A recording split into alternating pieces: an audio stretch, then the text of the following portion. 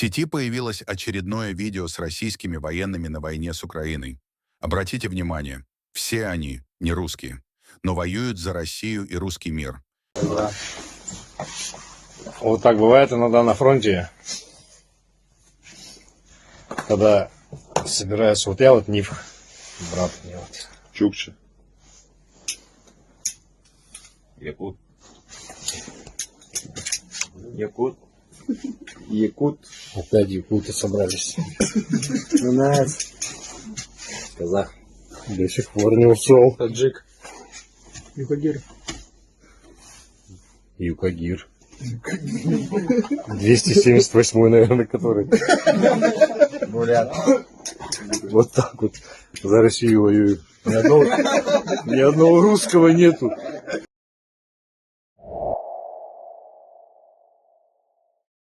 Когда мы слышим, что на войне, особенно на чужой, несправедливой войне, оказываются преимущественно представители коренных народов, этнических меньшинств, людей с окраин страны, это вызывает тревогу, горечь и боль. Это не просто «вот как бывает», как насмешливо сказал человек на видео. Они не случайно там оказались. Тот факт, что не русские воюют за русский мир, это системная несправедливость, которая существует уже очень и очень давно. Многие из этих людей идут на войну не по своей воле. Кто-то попал под мобилизацию, кто-то подписал контракт, не видя другого способа выжить и прокормить семью. В таких республиках, как Саха, Бурятия, Тыва, Дагестан, уровень бедности высок, а возможностей крайне мало.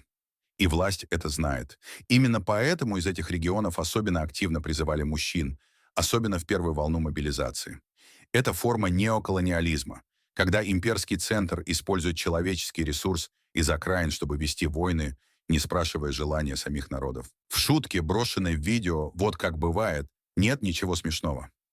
Российский военный высказал правду о положении нерусских в этой стране. Именно так устроена империя, и слова «вот как бывает» российского военного – это не случайность. Это системная политика Кремля.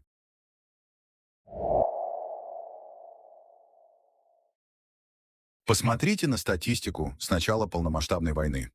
Бурятия, Башкортостан и Тыва оказались в числе лидеров по числу погибших на душу населения. В селах Бурятии осенью 2022 года повестки вручались буквально каждому мужчине. Людей забирали без медкомиссий. В нашей республике Саха из сел, где живет по 300-400 человек, уезжали десятки мужчин, что стало настоящей катастрофой для нас. В Тыве массово отмечались случаи, когда детей мобилизованных оставляли без попечения. Это освещались даже федеральными СМИ, но ничего не поменялось. В регионах предлагают мизерные деньги за подписание контракта. Суммы, которые в Москве выглядят смешными, для человека из села становятся единственным шансом расплатиться с долгами.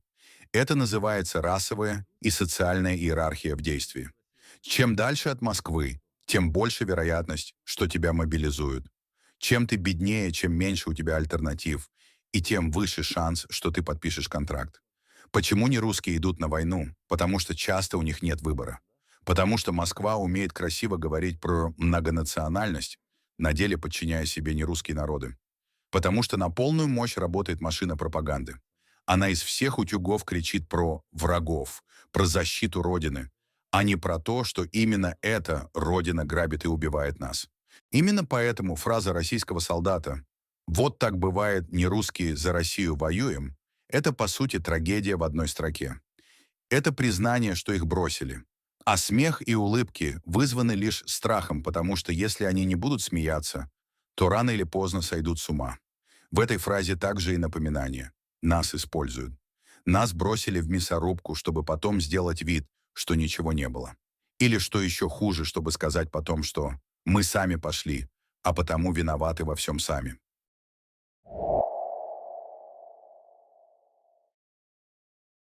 Война – лишь одна из форм эксплуатации, но далеко не единственная. Люди с окраин России, коренные народы, этнические меньшинства, жители республик уже давно системно используются Российской империей как ресурс, в основном трудовой, но еще и территориальный и культурный. Для Москвы мы, нерусские народы, являемся внутренними мигрантами. Из республик Саха, Бурятии, Дагестана, Тувы, Хакасии Молодежь массово едет на заработки в Центральную Россию. Они, как и приезжие из Центральной Азии, работают на стройках, в такси, на уборке, в охране. Помимо того, что такой труд низкооплачиваемый, он еще и не дает никаких социальных гарантий. Наши люди в центральных городах России часто становятся жертвами расизма, полицейского произвола, ксенофобии, и это при том, что на их труде держится вся экономика Москвы и крупных городов. При этом жизнь и работа у себя на родине ничуть не легче. Например, мы, жители Якутии или наши соседи с Чукотки или Хабаровска, работаем в условиях Крайнего Севера в тяжелых и опасных условиях, без прав и с минимальной защитой. Наше здоровье и жизни расходуются, пока все прибыли от добываемых ресурсов утекают в Москву. Наша республика – одна из богатейших в России по природным ресурсам, но уровень бедности у нас высок, особенно в селах. Алроса копает алмазы, Роснефть качает нефть и газ, Полюс золота вывозит добытый на наших землях драгоценный металл. При этом все налоги утекают в федеральный центр, а мы сами не имеем доступа к качественной медицине, образованию или дорогам. Такая же ситуация в соседней Бурятии. Леса под чистую вырубаются под китайский экспорт. При этом никто не заботится об экологии, а население получает мизерные доходы. Богатая углем и полезными ископаемыми республика Тува остается одним из беднейших регионов страны. Центр высасывает из региона все, что только можно, но ни рубля не вкладывает в инвестиции. Помимо этого нас агрессивно русифицируют, придумывают законы, уничтожающие национальные языки. Школы в национальных республиках все меньше учат родному языку, с каждым годом сокращаются дотации Федерального центра на образование. Кроме нападок на наши языки, Кремль переписал нашу историю. После Второй мировой войны советская пропаганда активно распространяла миф. Все народы единой семьей встали на защиту Родины. Но так ли было на самом деле? Все ли народы были героями для Кремля? Если да, то зачем эти народы подверглись массовым депортациям в 1943 и 1944 году? Чеченцы и ингуши были депортированы в Казахстан и Среднюю Азию. В войсках при этом служили тысячи чеченцев, которых не отпускали даже на похороны родных, отправленных в ссылку. Участие в войне депортированных калмыков начисто было стерто из официальной памяти. В рядах советской армии против гитлеровской Германии сражались десятки тысяч крымских татар, которые были затем обвинены в предательстве и депортированы целым народом. Саха и буряты понесли одни из самых высоких потерь во время Второй мировой, но эти жертвы никогда не упоминаются официальной историей. После войны было создано множество фильмов, книг, мемориалов, в которых героями делали только русских солдат. Белых и голубоглазых. Нерусские упоминались вскользь, их подвиги приписывались советскому народу без конкретики. Что это как не стирание национального достоинства? Герой Советского Союза Федор Попов – Саха по национальности. Но в школьных учебниках о нем практически ничего не написано. Или калмык Басан Городовиков, герой войны, был представлен лишь как советский кавалерист, без акцента на его национальность.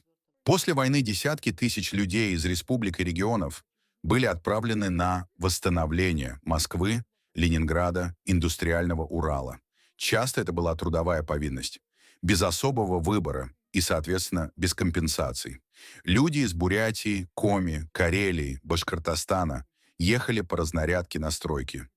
Жили в бараках, гибли от травм, но это подавалось как героизм советского народа. Так советская Россия оказалась для многих ее народов настоящей матерью-гиеной. Сегодня схема повторяется. Мобилизация на войну в Украину бьет по тем же регионам и национальным республикам.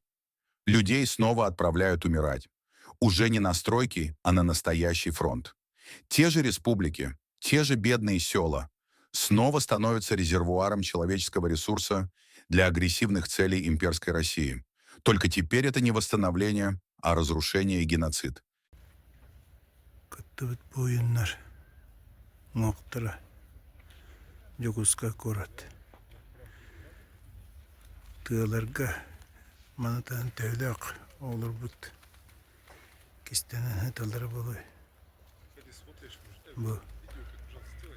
Көрінді.